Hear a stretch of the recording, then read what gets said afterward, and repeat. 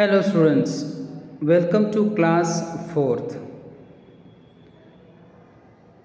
The lesson is about water from all sources. In a last session, we had a survey from where the water is coming, how the water is useful, what are the drinking facilities available in our school, who is managing this, how it is clean, from where we are getting drinking water, whether it is filtered or not. We discuss a lot of issues about it, we discuss a lot of queries about it, and we find out that in our school we have a systematic RO plants which is managed by the school authority. And these all our places are very clean. Toilet facility, sanitation facility is also a number 1 in our school. Today's session, group 3, talk with the children in your class and fill in the tables given below. If your friend have a diarrhea, then you have to write your friend's name. Feeling vomiting, then write feeling vomiting's name. If they have a pale skin, eyes, fever, urinal infection or stomach ache, then you can suggest their name.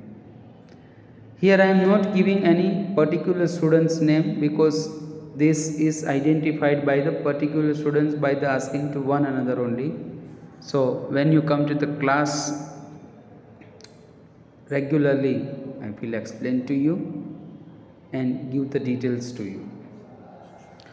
So you can write any student's name for that purpose, and you can have a variety of names by asking into the group work, and then you write down who suffered diarrhea, who is having vomiting problem, who is having diarrhea and vomiting together, who have a stomach ache, who is getting sometime mild fever. These all questions you can make them oftenly and write their name. Now, water from the different places. A survey is made up, and you know that it is a report based on your survey given by your teacher, and you have to put up into the assembly or notice board. There is one story of 30 years ago in Raj Samadhyala village of Rajkot. A problem was raised. Sarpanch of the village was a man with deep insight and vision. At that time, he contacted District Rural Development Agency and requested them to build a check dam in 1985. Check dam means a stoppage of water near the river. In 1985, Rural Development Agency built 45 check dams in 1090 hectare area of this village. Next year there was a heavy rain in this area, so all check dams got filled with the water. There was a lot of water on that time. Next year there was heavy rain in this area and filled with water, and level of water is raised up about 15 meter deep water level available for the people. The water level is increased. In 2002 there was a drought. There was no rain.